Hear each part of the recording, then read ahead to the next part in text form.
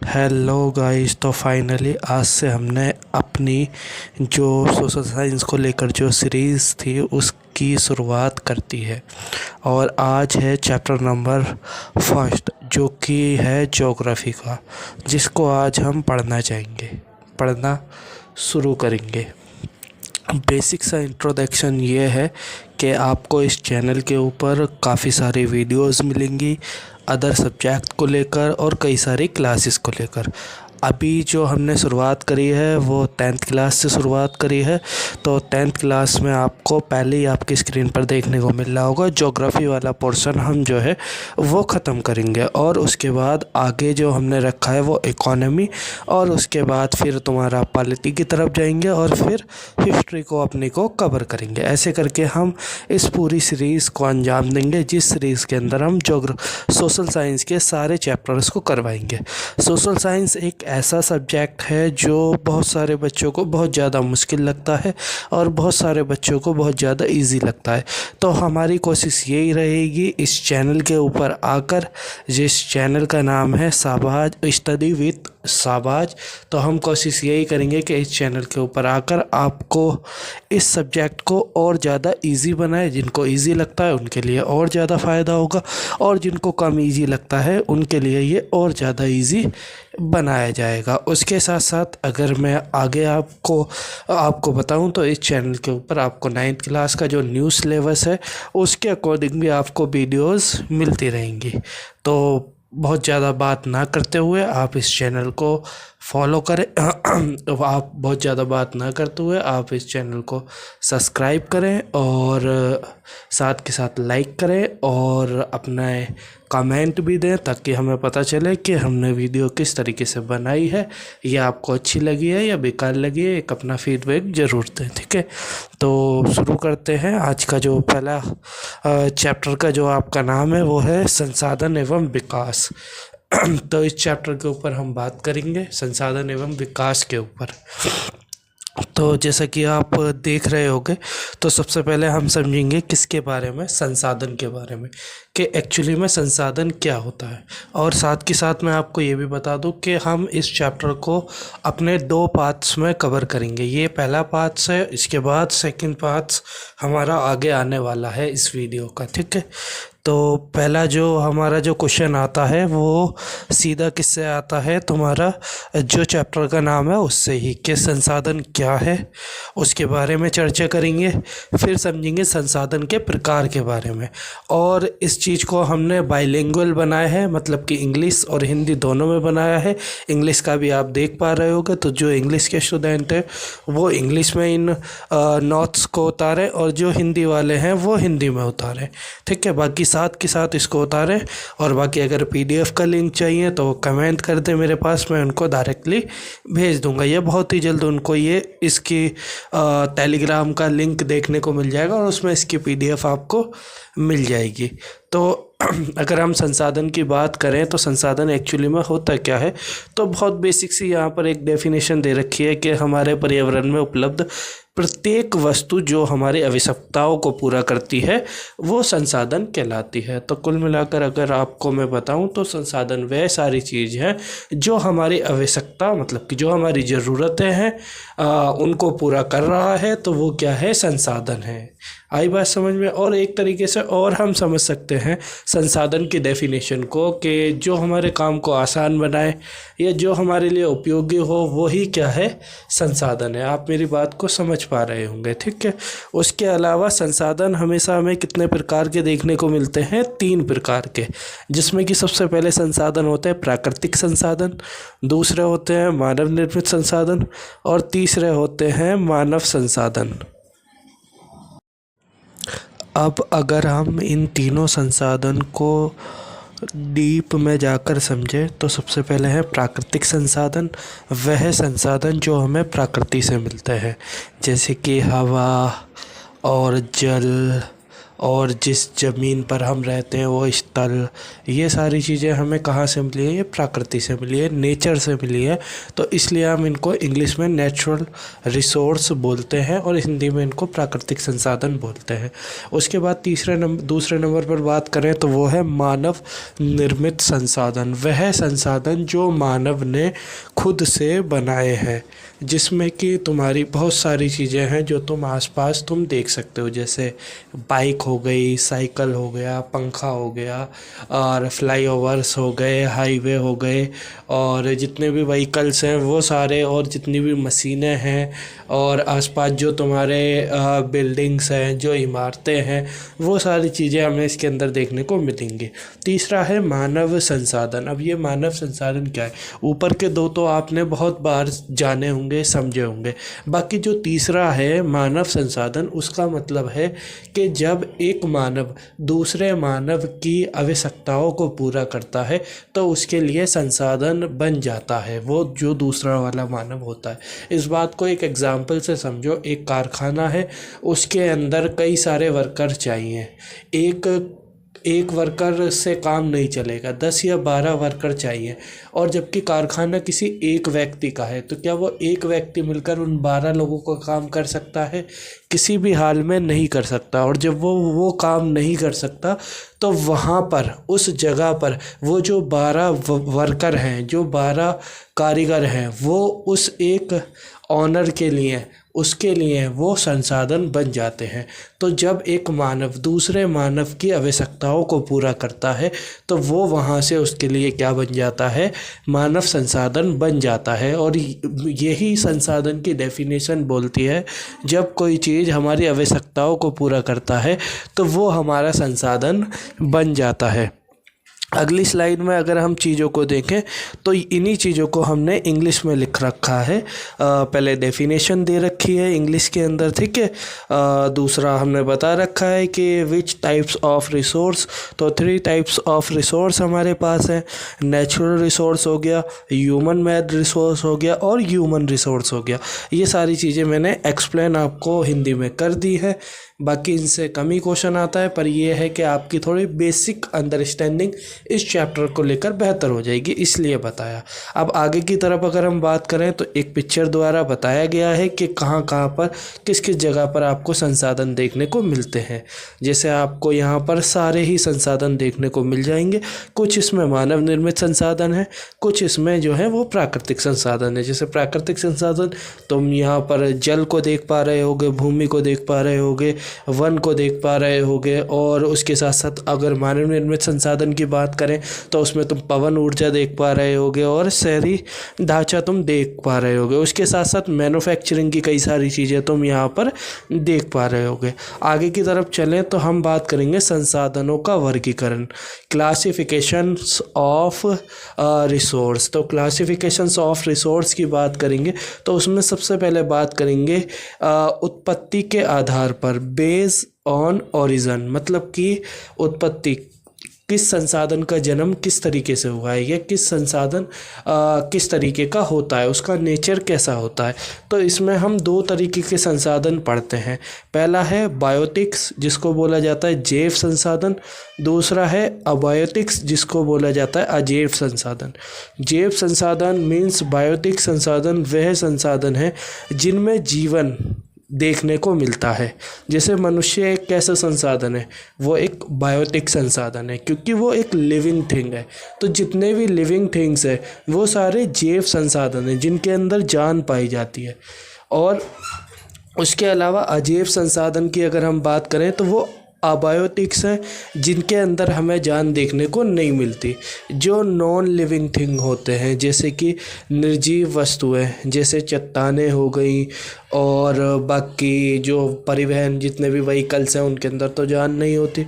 तो ये सारी चीज़ें हमें देखने, ये सारी होते हैं हमारे अजैव संसाधन, अबायोटिक्स जिनके अंदर जान नहीं होती है, और जैव संसाधन वे हैं जिनके अंदर जान होती है। तो कई बार क्वेश्चन ऐसे आता है आपके एग्ज़ाम में कि उत्पत्ति के आधार पर संसाधन कितने प्रकार के हैं, तो आपको लिखना है उत्पत्ति के आधार पर संसाधन 2 प्रकार के हैं, एक जैव संसाधन, दूसरे अजैव संसाधन। जैव संसाधन वे हैं जिनके अंदर जान है, एग्जाम्पल के तौर पर मनुष्य, और अजैव संसाधन वे हैं जिनके अंदर जान नहीं है, एग्जाम्पल के तौर पर तुम व्हीकल का उदाहरण ले सकते हो। तो ये तो हुआ उत्पत्ति के आधार पर। इसी चीज़ को हमने इंग्लिश में भी कर रखा है कि बेस ऑन ओरिजिन के आधार पर हमने लिख रखा है, ठीक है।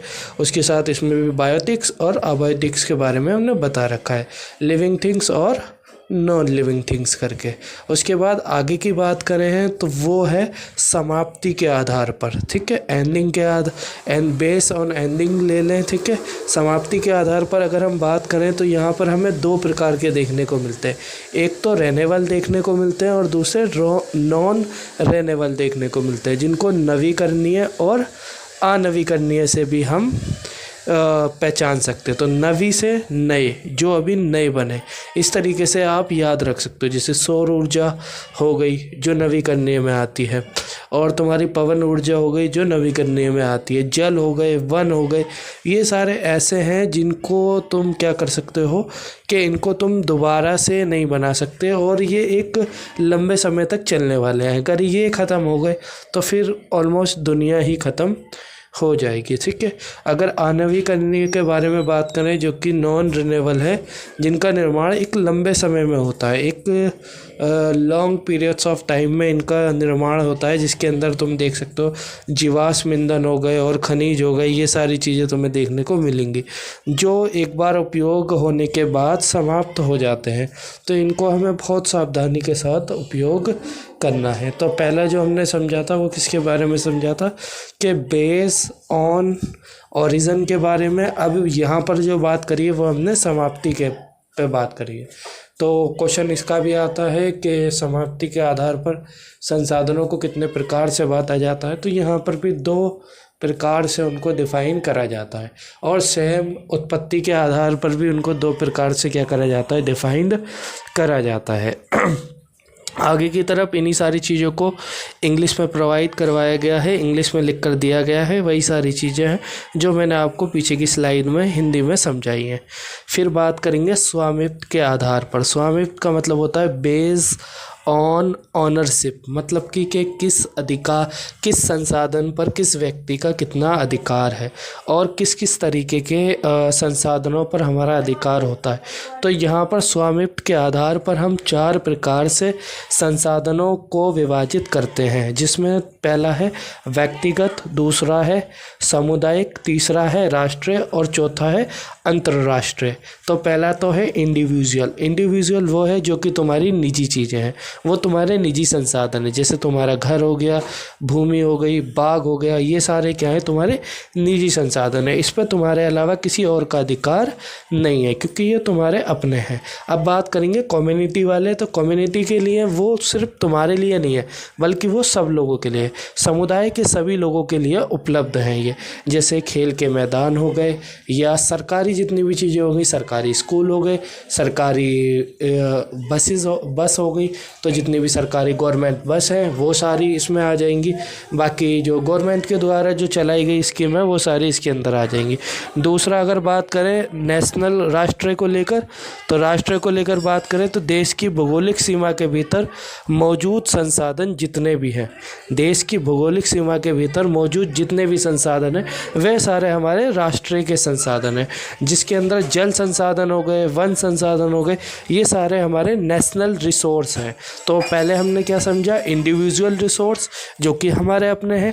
दूसरे नंबर पर हमने समझा कम्युनिटी रिसोर्स, जो कि जिसके अंदर किसी एक व्यक्ति का नहीं बल्कि पूरी एक कम्युनिटी, मतलब कि पूरे एक समाज या पूरे एक समुदाय का अधिकार होता है, ठीक है। उसके साथ साथ हमने तीसरे नंबर पर समझा नेशनल रिसोर्स जितने भी हैं हमारे, उनके बारे में समझा। इसके अंदर भी देश की जो भौगोलिक सीमा के भीतर जो मौजूद संसाधन है उन सब पर क्या होता है, अधिकार होता है लोगों का। ये पूरे एक देश के संसाधन हैं जो पूरे देश के लिए ज़रूरी होते हैं, ठीक है। कम्युनिटी के साथ साथ, इंडिविजुअल के साथ साथ ये जो संसाधन है ये पूरे देश के लिए उपलब्ध करवाए जाते हैं। फोर्थ और लास्ट अगर हम बात करें, ये है इंटरनेशनल संसाधन। ये क्या होता है? तटरेखा से 12 मील की दूरी से पार खुले महासागर, मतलब कि 200, सॉरी 12 नहीं, तटरेखा से 200 मील की दूरी से परे खुले महासागरीय संसाधन जिन पर किसी देश का अधिकार न हो। ये ऐसे हैं जो कि किसी एक देश का अधिकार ना हो, इस पर सभी का अधिकार हो। एक बार इन चारों को मैं एक बेसिक सी लाइन में समझाना चाहूँगा। सबसे पहले वह संसाधन जिन पर हमारा सिर्फ निजी अधिकार है, मतलब किसी एक व्यक्ति का। दूसरे नंबर पर बात करें तो एक पूरे समुदाय का, मतलब कि एक से ज़्यादा लोगों का। तीसरे नंबर पर बात करें तो एक पूरे देश का। और चौथे नंबर पर बात करें तो दुनिया में जितने देश हैं उन सभी देशों का उसके ऊपर क्या होगा? अधिकार होगा। तो अगर क्वेश्चन आता है आपके एग्ज़ाम में कि स्वामित्व के आधार पर या बेस ऑन ऑनरशिप रिसोर्स कितने हैं, तो आपको बताना है कि वे 4 हमें देखने को मिलते हैं। सबसे पहला है व्यक्तिगत, सामुदायिक, राष्ट्रीय और अंतर्राष्ट्रीय। इंग्लिश में बात करें तो इंडिविजुअल, कम्युनिटी, नेशनल और इंटरनेशनल रिसोर्स हमें देखने को मिलते हैं। मैं आशा करता हूँ आपको मेरी यहाँ तक की चीज़ें सारी समझ आ चुकी होंगी। अब लास्ट जो क्लासिफिकेशन है उसके ऊपर बात कर लेते हैं। उससे पहले यही सारी चीज़ों को हमने इंग्लिश में लिख रखा है, तो एक बार आप इनको भी पढ़ लें और इंग्लिश वाले कृपया इनको उतार लें। उसके बाद क्लासिफिकेशन ख़त्म हो गया। क्लासिफिकेशन में हमने किन किन चीज़ों को देखा, एक बार मैं आपको फिर से बता देता हूँ। सबसे पहले हमने पढ़ा उत्पत्ति के आधार पर, ठीक है, जो कि 2 प्रकार के थे। फिर हमने देखा उत्पत्ति के बाद हमने देखा कि समाप्ति के आधार पर, जो भी कितने थे 2 प्रकार के, ठीक है। फिर उसके बाद हमने जो देखा वो देखा व्यक्तिगत के आधार पर, ठीक है, वो कितने प्रकार के थे? 3 प्रकार के। और इसके अलावा आगे की तरफ अगर हम चले,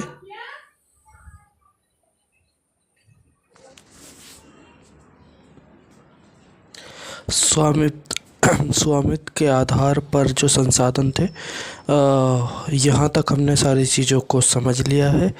हमने संसाधनों का 3 तरीके से क्लासिफिकेशन समझा है, वर्गीकरण समझा है। सबसे पहला है उत्पत्ति के आधार पर, दूसरा है समाप्ति के आधार पर, और तीसरा है स्वामित्व के आधार पर, मतलब कि बेस ऑन ऑनरशिप। अब आगे की तरफ अगर हम बात करेंगे तो वो बात होगी हमारी जो लास्ट क्लासिफिकेशन है, जिसके अंदर हम बात करेंगे संसाधनों के विकास के आधार पर, या उनके विकास के स्तर पर संसाधनों को हमने कितने भागों में डिवाइड किया है, या कितने भागों में हमने बांटा है। तो अगर हम विकास के स्तर के आधार पर संसाधनों का वर्गीकरण देखें तो हमने उनको 4 मुख्य प्रकार से विभाजित किया है या डिवाइड किया है 4 टाइप्स में, जिसमें कि सबसे पहले जो संसाधन है वो है संभावी संसाधन, और उसके बाद है विकसित संसाधन, और उसके बाद अगले 2 जो हैं वो भंडारित संसाधन और फिर संचित संसाधन है। तो एक एक करके इन सारे संसाधनों की जो डेफिनेशन है उसके बारे में हम समझेंगे, क्योंकि यहाँ से मोस्टली टाइम क्वेश्चन पूछा गया है और आता रहा है। क्योंकि बाकी के जो टाइप्स हैं उसमें हमने शुरू के 2 पढ़े, ये मतलब कि उत्पत्ति के आधार पर वहाँ 2 थे, फिर समाप्ति के आधार पर वहाँ भी 2 थे। बाकी आगे हमने जब बात करी तुम्हारा स्वामित्व के आधार पर तो वहाँ 4 हुए। अब ऐसे ही विकास, मतलब कि किस जगह पर कितने संसाधन विकसित हैं या संसाधन किस रूप में है किस जगह पर, इसमें भी 4 चीज़ें हैं। एक तो संभावी संसाधन आप अपनी स्क्रीन पर भी देख पा रहे होंगे कि वह संसाधन जो किसी प्रदेश में विद्यमान तो हैं परंतु अभी तक उनका उपयोग नहीं किया गया है। मतलब कि लोगों को पता है कि यहाँ पर कोई संसाधन है पर वो इसका उपयोग नहीं कर पा रहे। तो इट मीन्स इसका मतलब तो यह है कि वहाँ संसाधनों की संभावना है पर उनका उपयोग नहीं हो पा रहा।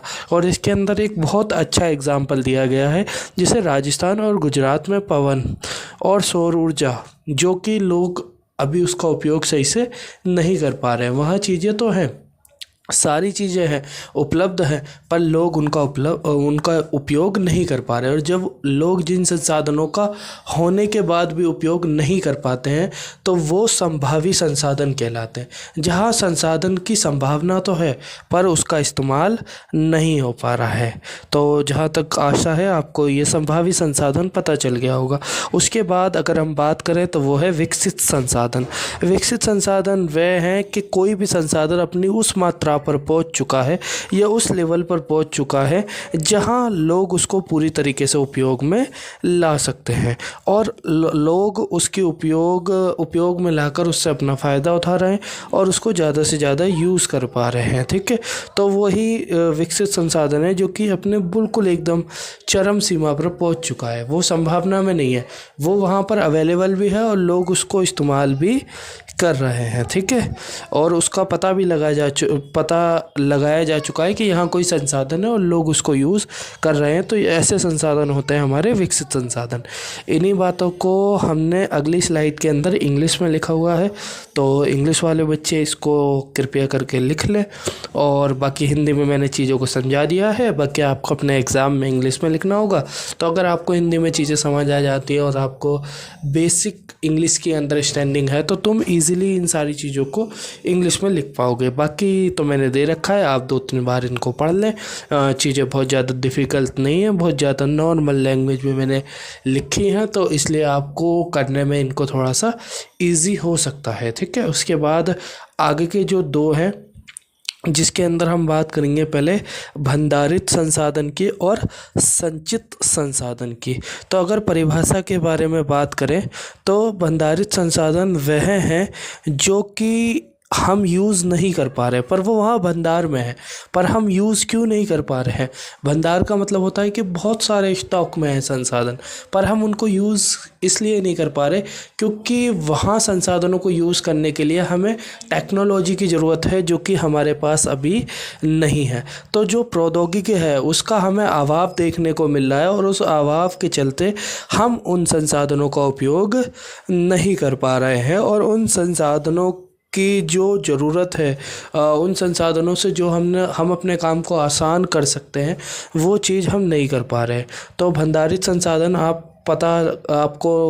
आपको समझ में आ चुके होंगे कि भंडारित संसाधन वह संसाधन हैं जो कि किसी एक जगह पर बहुत सारे हैं, भंडार में हैं और हमें पता है कि उस जगह पर वह संसाधन भंडार में है पर उनका उपयोग नहीं कर पा रहे। उपयोग ना करने की वजह क्योंकि उनका उपयोग करने के लिए हमें टेक्नोलॉजी की ज़रूरत चाहिए और वहीं पर हम जब टेक्नोलॉजी के अभाव से जूझ रहे हैं तो हम उन सारे संसाधनों का उपयोग नहीं कर पा रहे हैं। उसके बाद अगर हम बात करें तो संचित संसाधन की, तो ये संसाधन एक ऐसे संसाधन हैं, ये संसाधनों के विकास का ये वह रूप है जिसके अंदर हम संसाधनों को देख तो पा रहे हैं पर यह है कि अभी हम उन संसाधनों को हम यूज़ नहीं कर पाएंगे। पर जब भविष्य में हमारे पास टेक्नोलॉजी और ज़्यादा बेहतर होगी तो उस समय हम इन सारे संसाधनों का उपयोग ईज़िली कर पाएंगे। तो आपको ये जो विकास के आधार पर जो चारों संसाधन थे वो मैं आशा करता हूँ कि समझ आ गए होंगे। सबसे पहला था संभावी संसाधन, जहाँ पर किसी संसाधन के होने की संभावना है पर हम उसको उपयोग नहीं कर पा रहे। विकसित संसाधन वह है जो कि संसाधन अपने इसी स्तर पर पहुँच चुका है कि उसके अंदर पूरी गुणवत्ता है और लोग उसको उपयोग भी कर रहे हैं। ठीक है, और वो ईज़िली लोगों को मिल रहा है, फाइंड आउट कर पा रहे हैं लोग।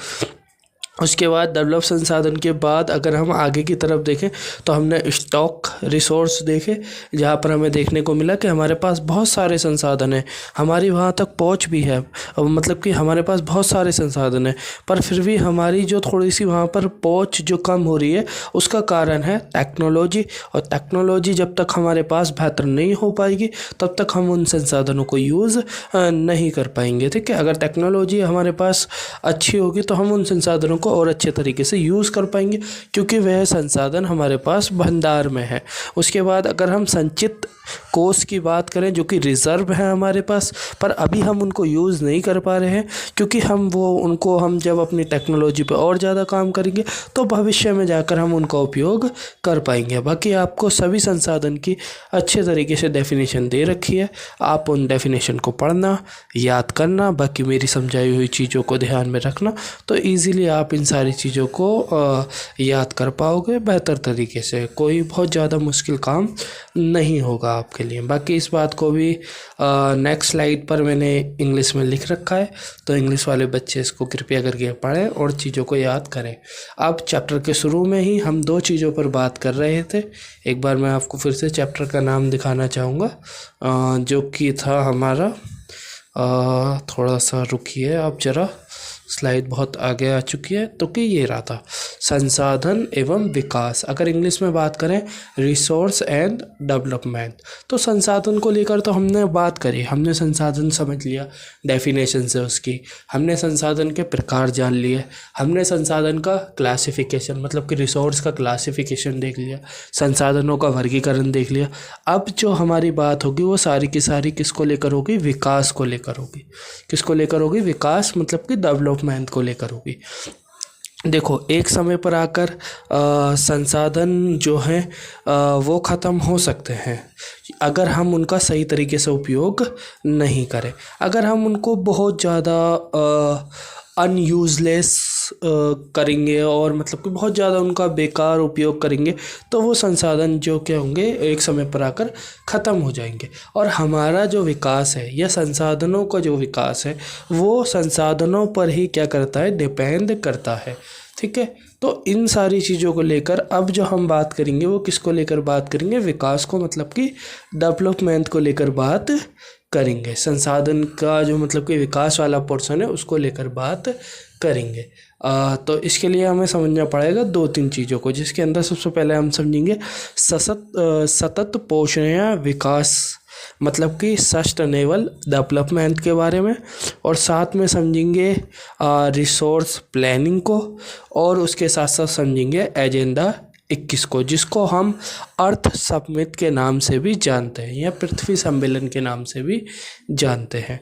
तो देखो, अब हम अपने संसाधनों का विकास तब ही कर पाएंगे जब हम उन संसाधनों को इस तरीके से यूज़ करें कि हम अपनी आवश्यकता अनुसार तो यूज़ कर लें, बाकी जो हमारी आने वाली जो जनरेशन है वो भी उसको यूज़ कर पाए।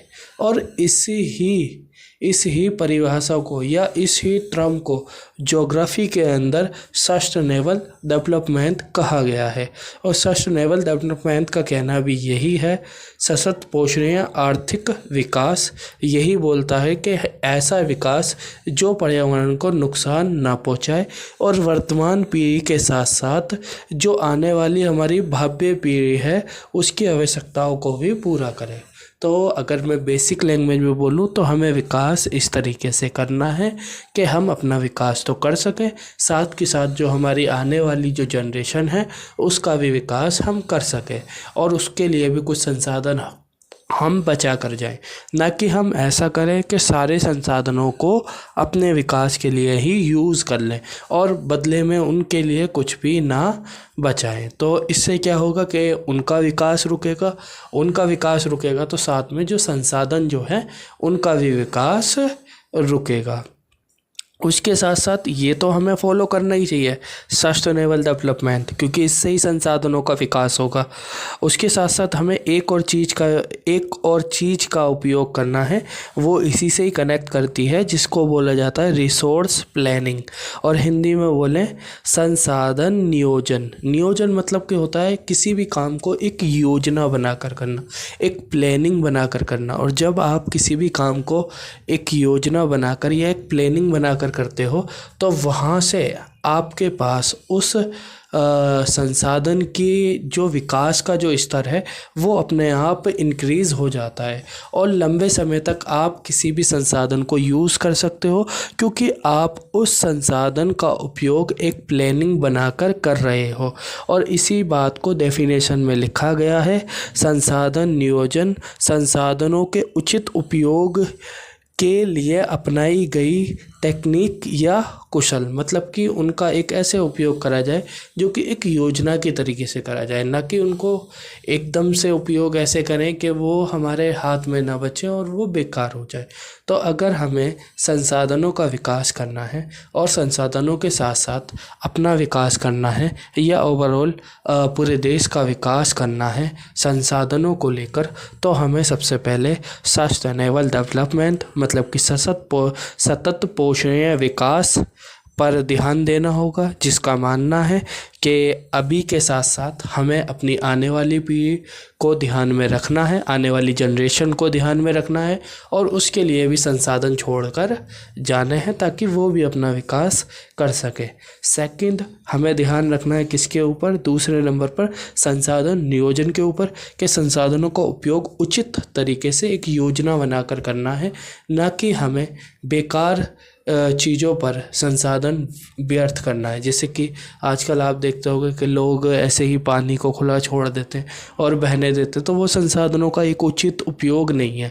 क्योंकि अगर हम ऐसे चीज़ों को बहाएंगे अपने संसाधनों को, कोयला हो गया या फिर जल हो गया, तो आने वाली जो जनरेशन है उनको नहीं हम कुछ दे पाएंगे, और जब उन तक संसाधन नहीं पहुंच पाएंगे तो संसाधनों का जो विकास होना है वो बहुत ज़्यादा क्या हो जाएगा, मुश्किल हो जाएगा। ठीक है, तो इन दोनों चीज़ों को लेकर और बाकी और भी चीज़ों को लेकर जो कि हमारे संसाधनों को बेहतर करें, हमारे जो पृथ्वी पर जितने भी संसाधन हैं उनकी सिचुएशन को बेहतर करें, इन सारी चीज़ों को लेकर बहुत समय, मतलब कि आज से लगभग अगर हम बात करें तो एक बेसिक से टाइम पीरियड की अगर भी मैं बात करूं तो वही 36 साल या 38 साल समथिंग पहले एक सम्मेलन होता है जो कि होता है अर्थ समिट, जिसको पृथ्वी सम्मेलन बोला जाता है। यहाँ से पक्का क्वेश्चन आता है कि पृथ्वी सम्मेलन हुआ कब था, तो याद रखना 1992 में हमें पृथ्वी सम्मेलन देखने को मिलता है। ठीक है, जो कि ब्राज़ील की कैपिटल रियो डी जेनेरो में होता है और कई बार इसको रियो डी जेनेरो के नाम से भी जाना जाता है, जो कि कहाँ की कैपिटल है, ब्राज़ील की कैपिटल है। ठीक है, और इसके अंदर ही एक मांग उठाई जाती है जो कि है एजेंडा 21। अब एजेंडा 21 क्या होता है, कई बार एग्ज़ाम में क्वेश्चन आया है।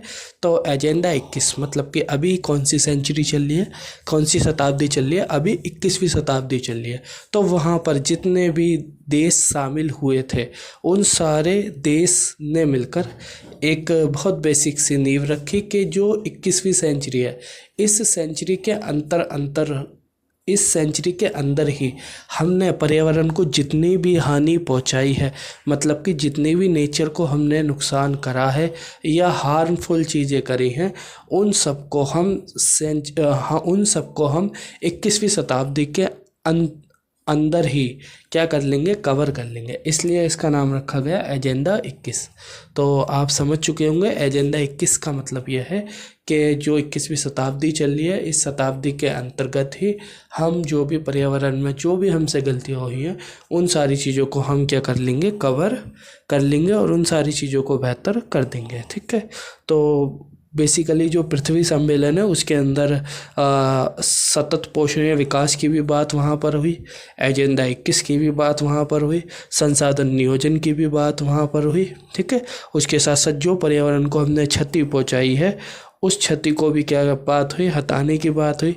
क्योंकि उस क्षति से क्या हो रहा है कि कुछ देशों ने तो अपना एकदम विकास कर लिया है बहुत अच्छे तरीके से, पर कुछ देशों के विकास के कारण पर्यावरण को बहुत ज़्यादा हानि पहुंची है, और उस हानि के चलते सिर्फ कुछ देशों ने तो विकास करा है, पर जो बाकी जो देश रह गए जिन्होंने विकास नहीं करा है उनको भी उस पर्यावरण की क्या उठानी पड़ रही है, हानि झेलनी पड़ रही है।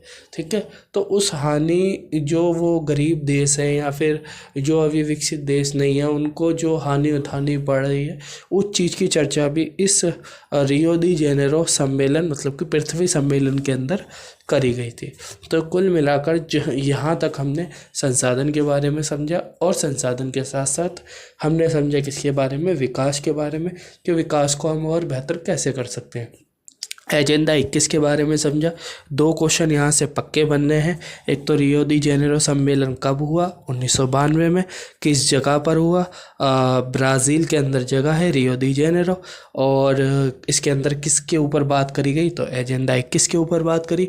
एजेंडा 21 क्या था? एजेंडा 21 ये था कि 21वीं शताब्दी के अंदर ही हम जितनी भी हमने पर्यावरण को नुकसान नहीं पहुंचाई है अपना विकास करने के लिए, टेक्नोलॉजी को बढ़ाने के लिए, उन सारी चीज़ों को हम रिकवर कर लेंगे। ठीक है, बाकी नेक्स्ट पार्ट के अंदर इससे आगे की चर्चा करेंगे, जो भी है संसाधनों के बारे में और आगे के जो संसाधन हैं उन सब के बारे में। बाकी अपना ध्यान रखें, मिलते हैं नेक्स्ट पार्ट के अंदर दोबारा से, और फिर बाकी पीछे का थोड़ा सा रिवीजन करेंगे और आगे की चीज़ों को समझेंगे।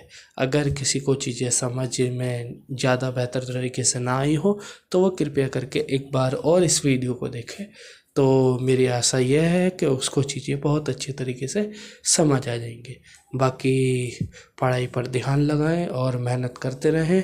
और इस बार जो हमारा जो टारगेट है सोशल साइंस को लेकर, कोशिश ये रहेगी कि हम 80 में से 80 नंबर करें, क्योंकि अभी आगे आने वाले टाइम पर मैं आपको इसी चैनल के ऊपर कुछ पुराने जो क्वेश्चन पेपर हैं वो भी सॉल्व करवाने वाला हूँ, और साथ के साथ कुछ क्लासेस ऐसी रखूँगा जिसके अंदर सिर्फ हम पीवाईक्यू को सॉल्व करेंगे, क्योंकि हमें इस एक सब्जेक्ट के अंदर बहुत अच्छी कमांड बनानी है, क्योंकि ये हमारे नंबर अपने आप ही बूस्ट कर देगा।